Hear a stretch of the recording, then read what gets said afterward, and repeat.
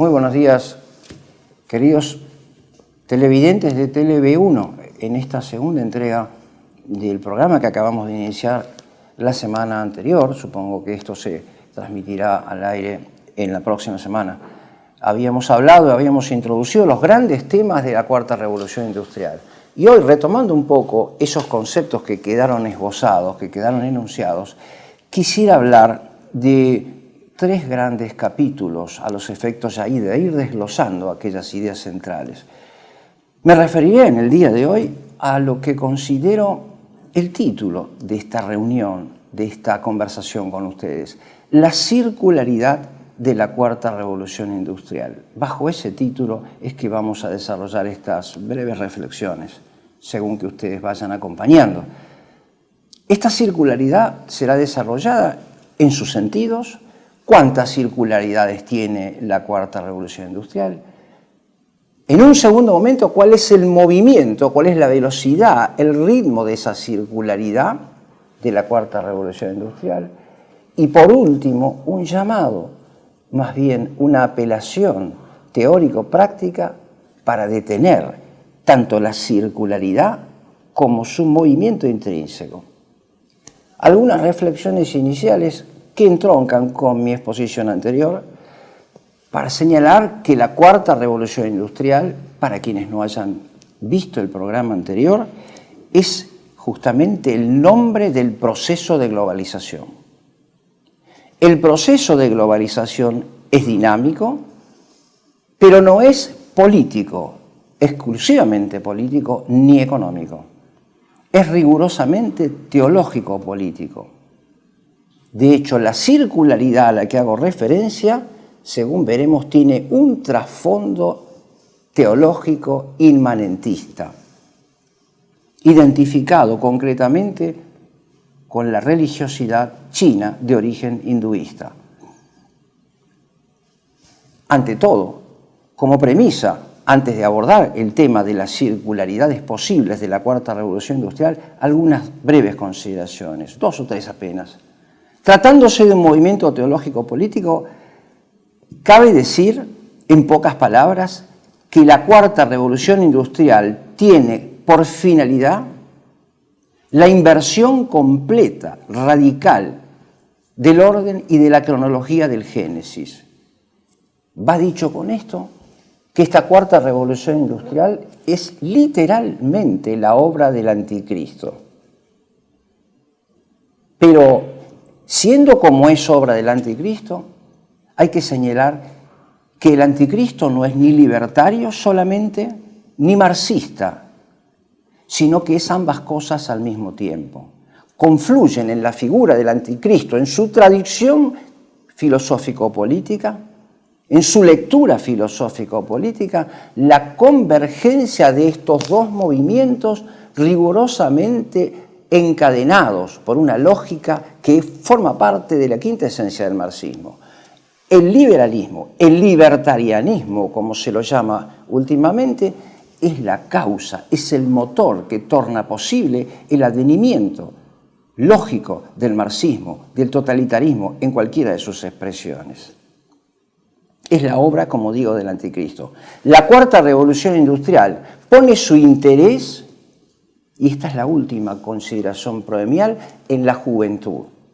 Cabe para nosotros también una exhortación a esta juventud, que está puesta también en el centro de la llamada nueva derecha, que sin comprender la lógica concatenación que une al libertarianismo con justamente el marxismo en todas sus expresiones, va dicho también el gramscismo, porque no comprenden esa lógica interna, se atrincheran en una pseudo llamada batalla cultural contra el marxismo. No hay batalla cultural alguna que se pueda sostener con éxito desde la posición libertaria, porque el libertarianismo conduce lógicamente, desde sus lógicas contradicciones, desde sus abiertas contradicciones, a la solución totalitaria. Vamos ahora a entrar progresivamente al sentido de estas circularidades, que denomino yo circularidades de la Cuarta Revolución Industrial. Hay una circularidad ante todo nueva, porque se refiere a un todo político nuevo. Podríamos distinguir aquí dos tipos de todos. El hombre, como todos ustedes deben saber o haber escuchado alguna vez, es un animal político por naturaleza, que se integra en un todo, al que nosotros llamamos técnicamente en la filosofía política un todo potestativo, un todo virtual, no en el sentido en que se lo menciona hoy, en el sentido de la computarización. Digo virtual en el sentido que la integración en un todo se hace perfectivo, hace al hombre más perfecto. La comunidad, la koinonía griega, hace al hombre más perfecto porque lo integra en un todo virtual potestativo.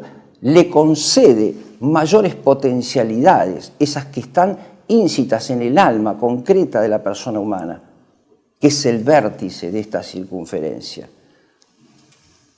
Ese todo potestativo es positivo en cuanto que hace al hombre más perfecto.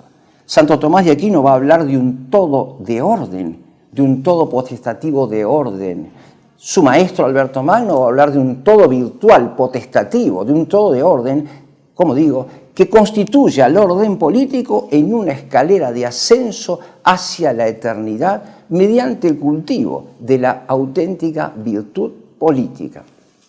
Esa es la noción de todo en el sentido clásico. Pero la cuarta revolución industrial le opone a esta noción de todo otra que no es ascendente sino circular en el sentido de la cuarta revolución industrial.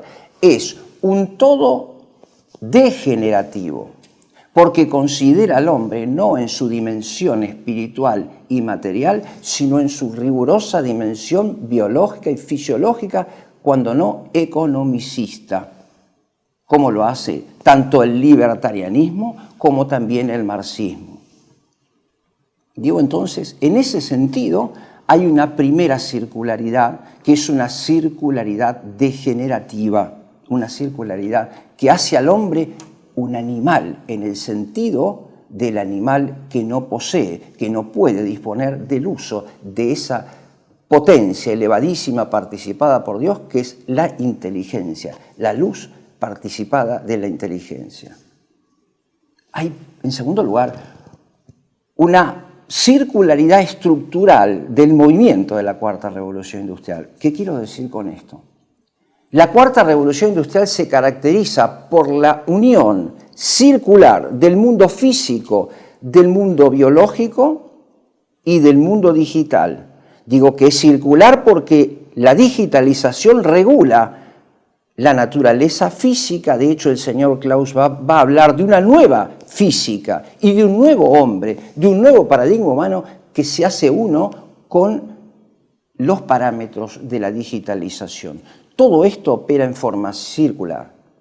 Pero dentro de esta circularidad, como digo, estructural de la cuarta revolución industrial, todavía podemos distinguir dos más. Una que diría yo, dentro de esta misma, una que es vertical y la otra que es horizontal. En la dirección vertical, todos los movimientos de este animal político y del todo político degenerativo que propone la cuarta revolución industrial están regulados por una dimensión apenas trascendente, no en el sentido clásico, sino, digamos, en el sentido vertical. Me refiero a que las pautas normativas del orden político y moral emergen de las exigencias, como si fuera de un imperativo categórico, a partir, valga la redundancia, de las exigencias del medio ambiente. Allí el dogma del carbono cero es la pauta por excelencia de la totalidad de nuestra vida. El dióxido de carbono cero es exactamente el criterio de regulación. Posteriormente, digo, reconocemos una circularidad en el sentido horizontal.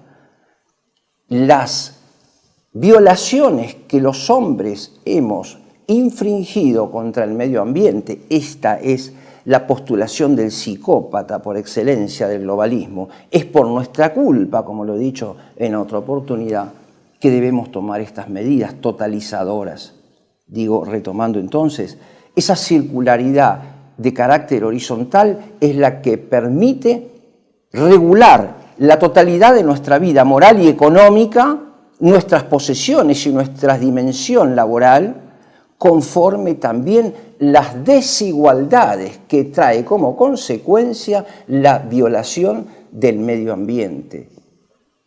El perjuicio producido al medio ambiente, que ha traído ya el efecto no deseado que todos conocen, ahora ha producido una añadidura económica que son las desigualdades. Cabe destacar, antes que yo avance un poco más en la exposición, que la Cuarta Revolución Industrial, sus mentores, específicamente su mentor intelectual, el señor Klaus Schwab, utiliza los conceptos de la filosofía política clásica, pero con significados completamente diferentes. Habla de un nuevo sentido de la equidad, pero una equidad que se rige tan solo por la justicia aritmética, que todos tengan lo mismo, no de la justicia distributiva que reparte conforme al plan de Dios a cada uno según su necesidad y sus méritos. Esto en cuanto a esa circularidad, la circularidad vertical y entonces la horizontal, que son complementarias. Hay posteriormente otro tipo de circularidad, que es la circularidad económica. Vale decir, aquello que hace que todo sea reciclable, respetando la premisa lanzada por el mismo Klaus Schwab, a saber, debemos detener cuanto antes la extinción de las especies. Debemos detener el consumo de carne que supone la vida animal y reemplazarla por nuevos hábitos que implican precisamente el cuidado del medio ambiente. Cabe destacar, para que no se crea el televidente que estamos hablando o leyendo aquel libro de Aldous Huxley, tendrás todo, no tendrás nada y serás feliz, etc. No, cabe leer el diario de ayer, o de antes de ayer, donde en nuestro país se acaba de inaugurar la primer planta productora de moscas con sentido, con orientación circular ecológica. Ya sabemos que existen restaurantes que nos ofrecen en su menú los insectos como sustitutos de la carne. Y se nos ha propuesto eso en la gestión del gobierno anterior. Está llegando la hora de repensar la posibilidad de consumir los insectos. Cualquiera puede ver esta costumbre acendrada en el pueblo asiático, en el pueblo chino. Esta circularidad económica también se refiere a lo que podríamos llamar el nuevo tipo de propiedad, la propiedad líquida, como el amor que viven los jóvenes con relaciones nuevas a través del Internet. ¿Qué quiero decir con esto? La propiedad, la posesión, aquel fundamento ontológico de la libertad de disposición, se convierte en algo absolutamente líquido y superfluo, deleterio. El tiempo compartido, para que me entiendan mejor. Aquello del tiempo compartido. Seguramente podremos observar en estos días el aumento creciente de la inflación, el avance de la criptomoneda, el reemplazo hasta la completa extinción del dinero en efectivo que nos hace señores de nuestras decisiones, concurren todas al mismo fin. Quien, agobiado por la situación económica, decide, por ejemplo, alquilar su casa en los momentos en que no la ocupa, está siendo directamente funcional a un proyecto económico trazado exactamente con esas palabras por el señor Klaus Schwab en su primer libro, de los que mencioné en la reunión anterior, titulado La Cuarta Revolución Industrial.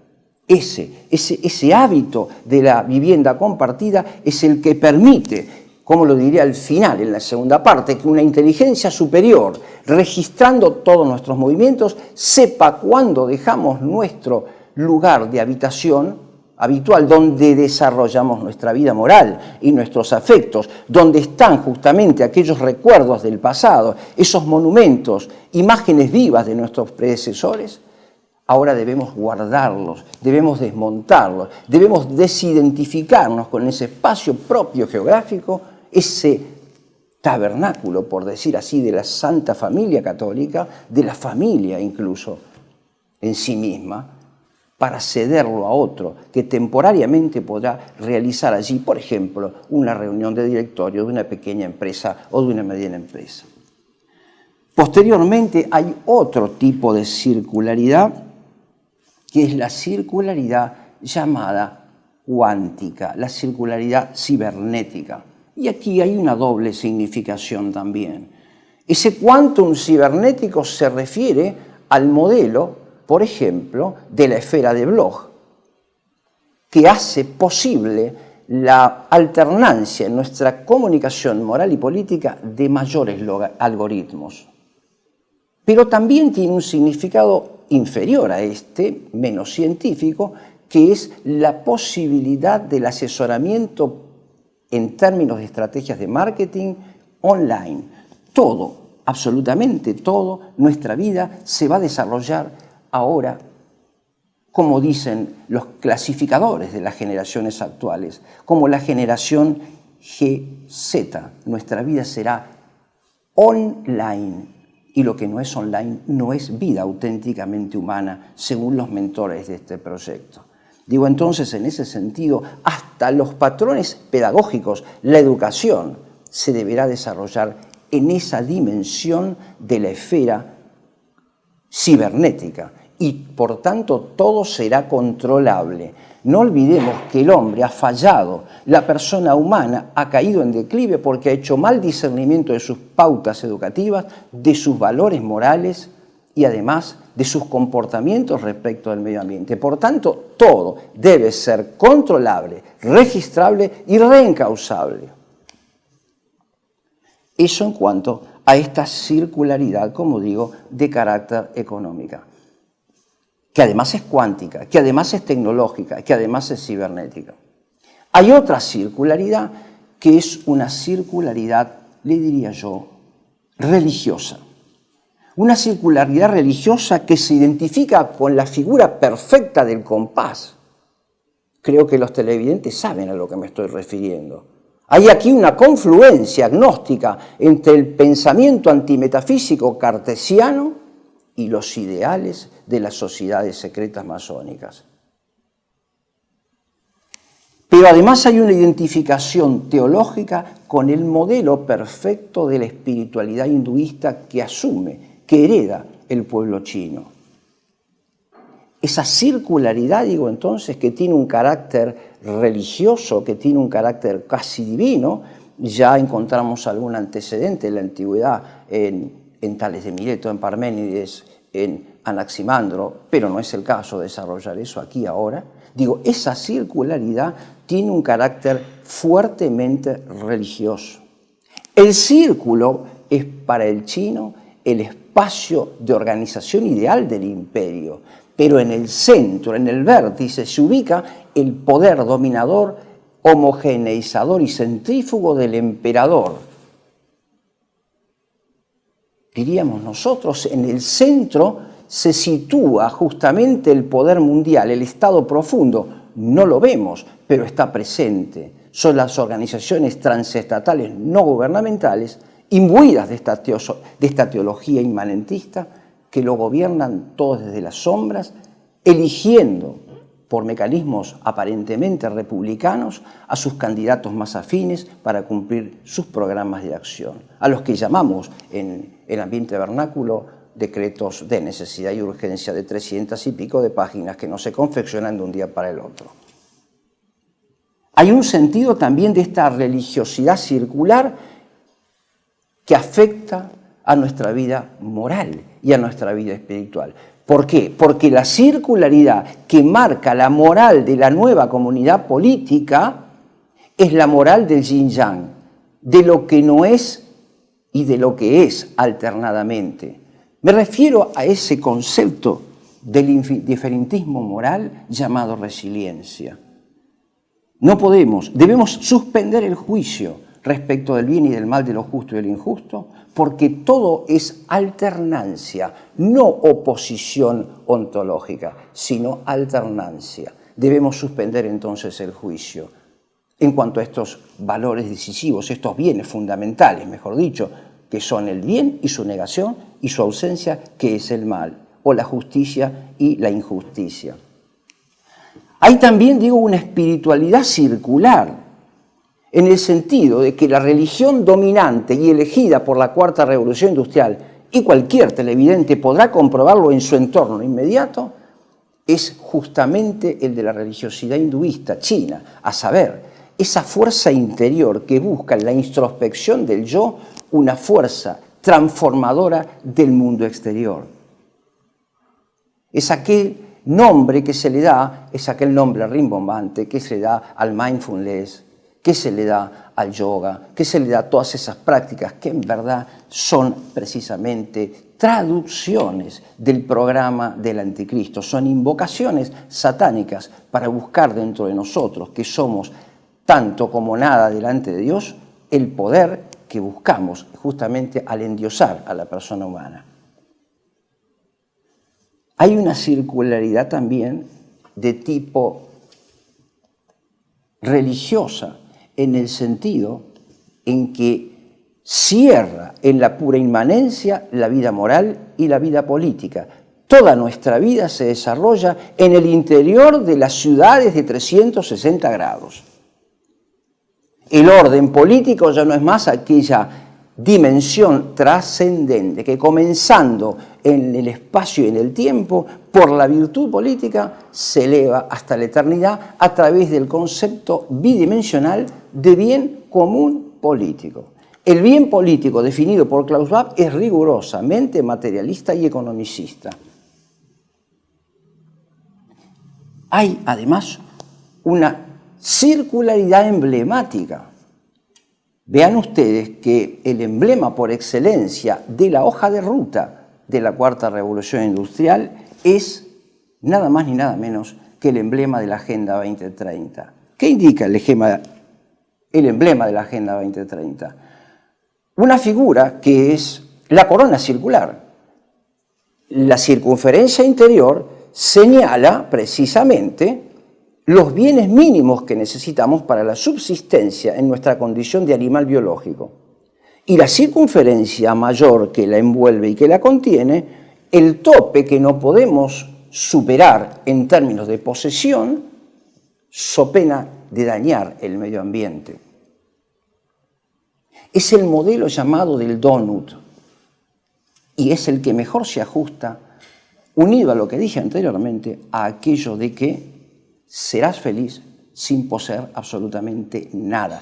Este es el fin del mentado capitalismo, como hemos conocido hasta ahora, y la inauguración de esa nueva forma de capitalismo propuesta nada más ni nada menos que por Jorge Mario Bergoglio con el título de capitalismo inclusivo. El capitalismo inclusivo es el modelo apropiado de esta resolución última de la Cuarta Revolución Industrial como totalitarismo anonadante de la propiedad privada. Esta es la propuesta de la justicia aritmética a la que hacía referencia al comienzo de esta primera parte. Dicho esto, entonces, tal vez cabe alguna conclusión parcial. La cuestión es comprender que este movimiento de la Cuarta Revolución Industrial, con la totalidad de sus conceptos, tiene una dinámica que la podemos ver como si fuera en una radiografía mediante la especificación de estas distintas circularidades. Se trata de un movimiento rigurosamente inmanente, digo gnóstico en sí mismo, porque el respeto del medio ambiente, el conocimiento de la ley física y su dominación nos ofrecen las llaves para la salvación de aquel bien preciado que es el bien, estar en el aquí y en el ahora, pero no la salvación eterna. Por último, hay un Dios supremo de la circularidad, ciertamente está denominado justamente en el último Davos 2024 como la figura del dragón, aquel que deberá entregarle el poder a la bestia. Esto lo formuló expresamente el primer ministro chino Li Qiang cuando llamó a todos los estados del mundo a abrazar el año del dragón. Es el año precedente a la venida del anticristo. Estas son palabras de quienes se han reunido hace poquitos meses, nada menos que en Davos. Bueno, creo que con esto podemos ir redondeando esta primera parte. Acabamos de definir las circularidades de la Cuarta Revolución Industrial para pasar posteriormente a la movilidad, al sentido, a la dinámica de esa circularidad. Tele-V1 se complace en anunciar que estará transmitiendo en su canal Tele-V1 Clips valiosos programas emitidos antes de la censura sufrida. El lienzo prohibido, El revés del derecho, Combates por nuestra historia, Disenso, Historias de Malvinas, entre otros que podrán encontrar en este enlace.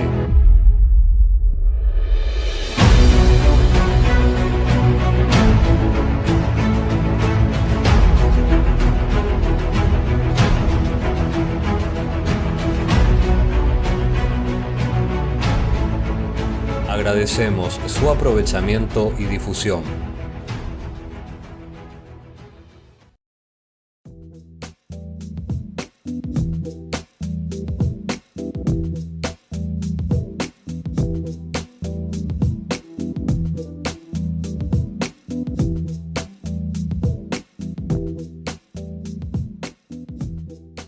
Decir siempre la verdad primero tiene un precio. Dependemos de tu ayuda. Tele-V1, toda la verdad primero.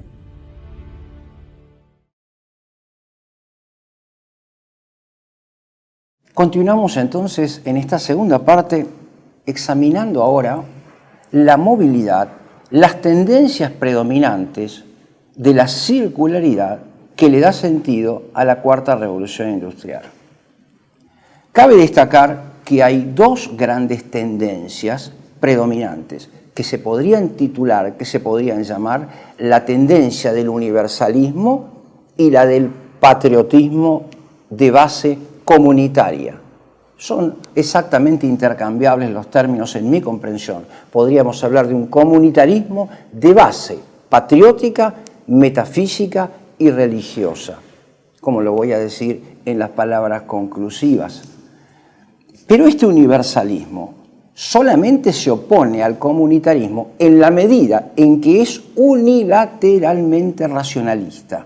En realidad, este universalismo es aquel que considera al hombre unidimensional. No lo digo en el sentido de Marcuse, sino en el sentido de considerar tan solo su dimensión racional, su dimensión intelectual. El hombre es un animal apenas racional, menos su dimensión moral, afectiva y su enraizamiento en un hábitat determinado, en un suelo determinado.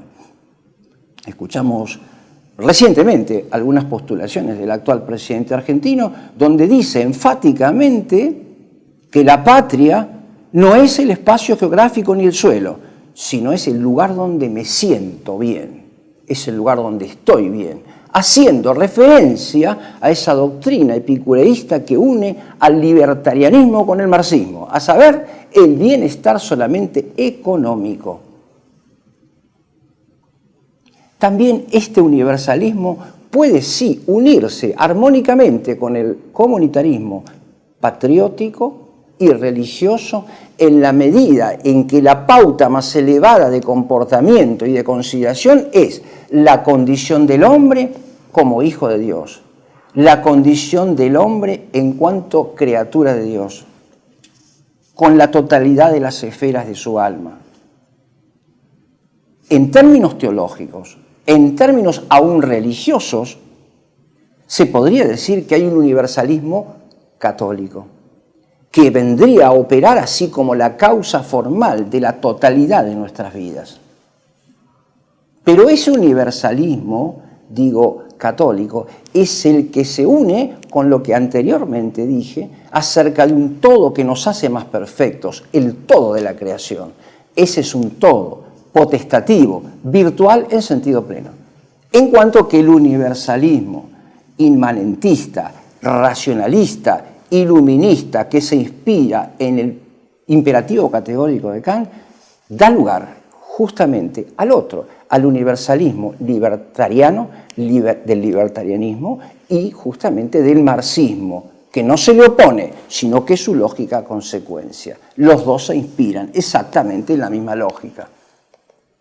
Ese universalismo llevado a la figura circular, cuyo vértice es el lugar concreto del emperador, es la actitud concreta filosófica del nuevo orden mundial del Estado único que succiona para sí la totalidad de las dimensiones de la persona humana. La considera racionalmente, pero da un paso posterior hacia la razón tecnológica para lograr una totalidad degenerativa dominada absolutamente por esa razón tecnológica superior que se llama la inteligencia única, para identificarla con el concepto que impusieron los árabes después de recibir la doctrina de la inteligencia de Aristóteles en el tercer libro del alma. Pero nosotros la conocemos con el nombre de inteligencia artificial. Esa precisamente es la última evolución, el último estadio de evolución de ese universalismo hacia el que vamos aparentemente de modo inexorable. Digo aparentemente porque sabemos que Dios es justamente providente y es el que dirige la historia conforme a un plan, que no es precisamente el del señor Klaus Schwab. Esta es una de las primeras tendencias hacia un universalismo, digo, unilateral y degenerativo. Pero hay otra tendencia que es la tendencia del patriotismo. Es aquella que considera al hombre en la totalidad de sus esferas, cabe reiterarlo, y que hace de su vida moral justamente esto que los griegos llaman con la palabra ethos, esa esfera que dependiendo de cómo se escriba esta palabra ethos, se refiere tanto a la buena costumbre moral, regulada por los primeros principios que emergen de ese universalismo positivo, que leído religiosamente es precisamente la ley de Dios, la ley sobrenatural, y leído filosóficamente es esa lectura de la ley de Dios conforme a los límites de nuestra inteligencia, a la que llamamos orden natural, y en el que se inscriben los primeros principios universales y demostrables, indemostrables porque son evidentes por sí mismos. En ese sentido puede haber una convergencia armónica entre estas dos orientaciones, entre estos dos movimientos. Ese patriotismo tiene en el ethos una dimensión, por un lado, como digo, de la buena costumbre moral, la que recibimos de nuestros predecesores en la medida en que se someten y pasan exitosamente el examen de validez de los primeros principios y de los preceptos del Decálogo. Pero además tiene una dimensión puramente terrenal cuando se refiere al ethos en el sentido del lugar geográfico, de la costumbre que emerge de esa combinación armónica de nuestra vida con el clima, con el suelo, con el cultivo del suelo y con el tipo de alimentación y con el tipo de conversación que mantenemos con nuestras familias, con nuestros pueblos, con nuestros municipios y con la nación en sí misma como ese espacio concreto en el que hemos nacido y en el que desarrollamos un legado que ha venido, en nuestro caso, de la España católica. En ese sentido, justamente en ese sentido, es que propongo una unión entre el universalismo católico y el patriotismo de base comunitaria y de base religiosa. En ese sentido hay que llamar a la juventud a un retorno hacia el hogar y no hacia ese movimiento de desarraigo al que nos conduce el universalismo de la Cuarta Revolución Industrial. La Cuarta Revolución Industrial produce el desarraigo, la succión del hogar, del suelo patrio, del que los jóvenes ya no tienen siquiera en su horizonte, para generarles esa condición sine qua non del nuevo orden político, que es el miedo y la angustia. El que pierde contacto con el suelo, naturalmente anida en su alma, en su corazón, el terror, el miedo y la angustia. Esto lo podrán leer los televidentes en aquella obra de Karl Jaspers, que es tan importante y que ha sido tan importante en nuestra cultura, donde habla sobre el estado espiritual del hombre en la actualidad. Digo entonces, estas dos tendencias, y especialmente este universalismo anonadante que genera el miedo, es la condición psicológica con repercusión moral de lo que se llama el nuevo contrato social. El señor Klaus Schwab, y también aquí nos han propuesto la vicepresidenta anterior, la signatura de un nuevo contrato. Esa es la condición, nuestro consenso tácito o explícito informado y no informado. Para las generaciones futuras, solo debe pensarse en aquello de la genética, la revolución genética que propone una actitud tal, una operación tal sobre el compuesto biológico y fisiológico de la persona con un impacto de 100 años por delante que hace distinta a las generaciones futuras. En el sentido biológico estoy hablando. Esos que nacerán bajo la cuarta revolución industrial y que sean hijos de nuestros hijos, sin duda se verán obligados, porque tendrán que pactar sin consenso y aún en estado de necesidad, acosados por la angustia y por el miedo existencial. Pero ahora, luego de desarrolladas estas dimensiones, la pregunta que debemos hacernos es cuáles son entonces las nuevas coordenadas de este orden político, de este engendro político en el que nos propone vivir la cuarta revolución industrial. Lo dije en la reunión anterior, se pretende liquidar el Estado-Nación para estructurarlo en unidades atómicas. Otro día me referiré al modelo epicureísta atomista que esto genera. Unidades atómicas, todas llamadas ciudades de 15 minutos, que van creciendo aceleradamente por todo el mundo, por todo el planeta. Digo entonces, en esa medida es que se desintegra el Estado en Estado-Nación. Pero además, hay una nueva lectura del ordenamiento político, de la comunidad política. ¿Cuál es la nueva causa eficiente? Para la filosofía clásica, esa causa eficiente no era el pueblo, que es una abstracción inexistente, era la autoridad, que es un título a la vez moral e intelectual, es el ejemplo de virtud del gobernante y su clarividencia prudencial la que hacen posible el proyecto realizable aquí y ahora de Estado, de nación, orientada hacia el bien común político. Esa era la causa eficiente en la filosofía clásica tradicional. Ahora, en el proyecto de la Cuarta Revolución Industrial, la causa eficiente es el emperador ubicado en el centro del Estado profundo que succiona, anonadando, desarraigando y reduciendo al hombre a su sola condición biológica, como venimos diciendo. ¿Cuál es la causa final? La causa final es una causa desconocida por nosotros. No es ese concepto bidimensional del bien común político al que antes me referí. Viviendo la justicia política, ganaré el reino de Dios y la vida eterna.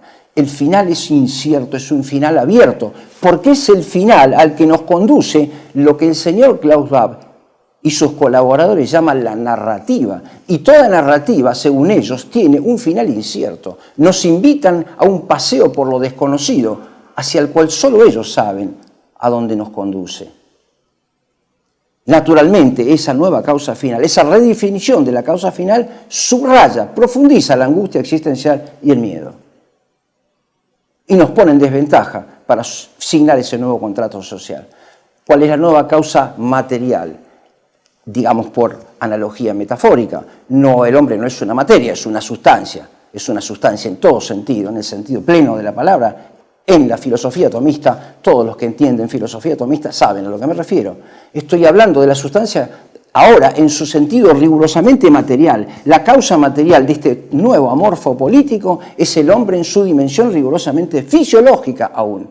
Fisiológica. La cuarta revolución industrial sabe que debe operar una modificación en el cerebro y en la biología para obtener un estado digitalizado, como hablan los presidentes, esta nueva generación de presidentes jóvenes, como Nayib Bukele, como el propio Javier Milei y otros. ¿Y cuál es la causa formal? Naturalmente ya algo de esto adelanté. La causa formal será ahora ese todo unificante que ustedes conocen con el nombre de Starlink o de Neuralink. Es el primer proyecto que aterrizó en nuestro país con el advenimiento de este proyecto libertario que abre las puertas de par en par al globalismo. Por último, un llamado que es prescriptivo, pero a la vez imperativo. Con esto me quiero distinguir de la proclama de la Cuarta Revolución Industrial. El señor Klaus Schwab va a decir: mi propuesta no es prescriptiva, es un plan de acción que se debe realizar colectivamente a pesar de las individualidades, a pesar de la persona humana. Esto es un tsunami que marca un momento crucial en la historia. Pasamos a ser otra cosa, querrámoslo o no. Digo prescriptivo porque comprendemos que el hombre es esto, esa es una libertad que se dirige con rectitud hacia el bien común político.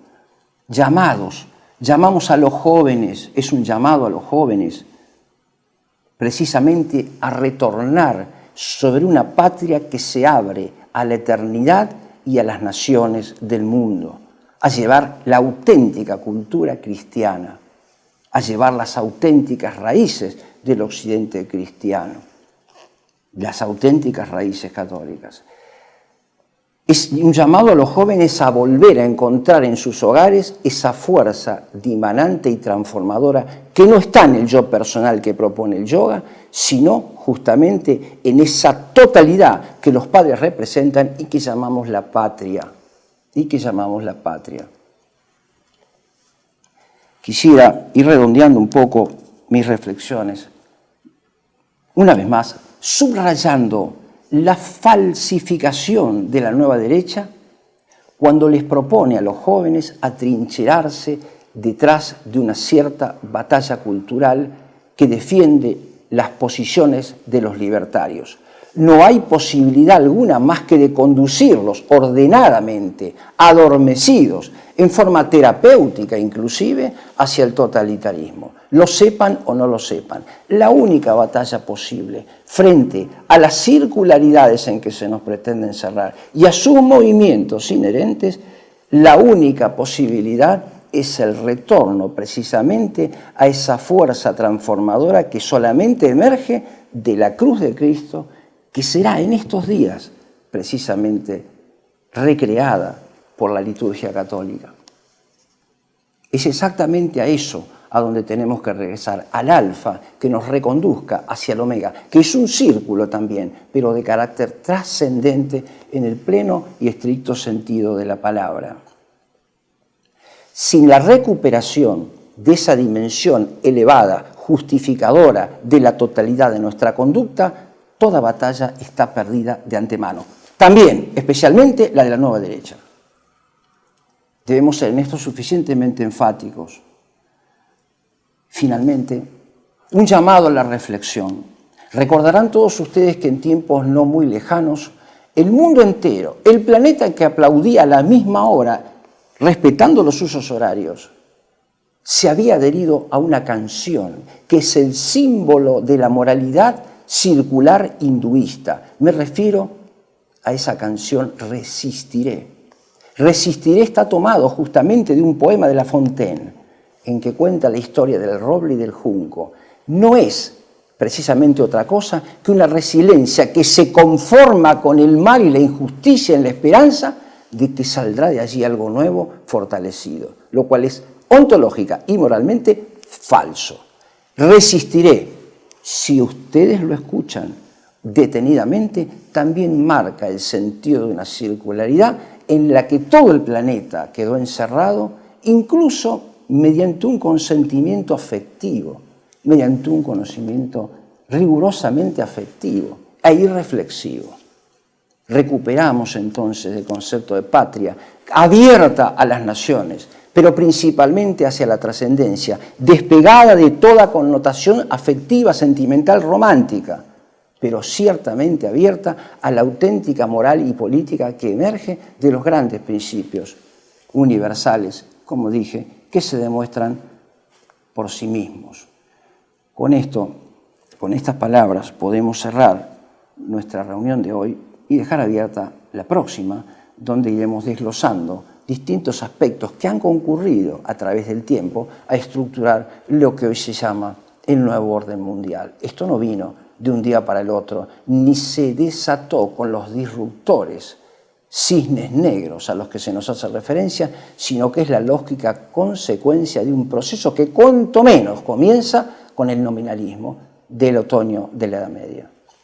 Muchísimas gracias a todos y nuevamente damos gracias ante todo a Dios y llamamos precisamente desde esta cátedra improvisada desde TLV1 a vivir intensísimamente este sacrificio de la cruz de Cristo en aras de la redención de este mundo. Piensen ustedes, televidentes, que la cuarta revolución industrial, más allá de todas las determinaciones que hemos tratado de discriminar, constituye el ataque más frontal y sin precedentes y además simultáneo específicamente contra Dios, contra su santo nombre y contra su obra que es la creación. No se busca el dinero aquí, se busca el deseo de ser como dioses. Ese es el ideal del señor Klaus Schwab y de sus colaboradores, de sus cómplices, digámoslo con más propiedad. Agradezco entonces la atención dispensada y por supuesto quedamos esperando a la próxima posibilidad de encontrarnos en la cámara de TLV1.